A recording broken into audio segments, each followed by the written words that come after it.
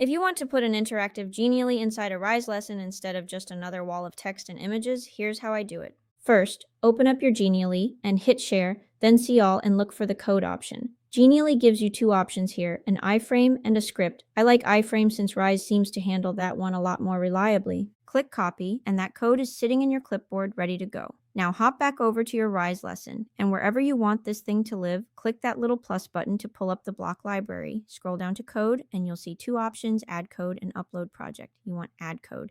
That opens up a blank little text box, and this is where you paste the iframe you copied. Don't worry about the completion toggle up top for now. We're keeping this simple, just a straightforward embed. Once you paste it in, your Genially should load right there in the lesson, fully interactive and ready to use. Next, click that pencil icon in the corner and you'll get a format panel where you can adjust the block's padding and width and adjust the size of the embed to match your project.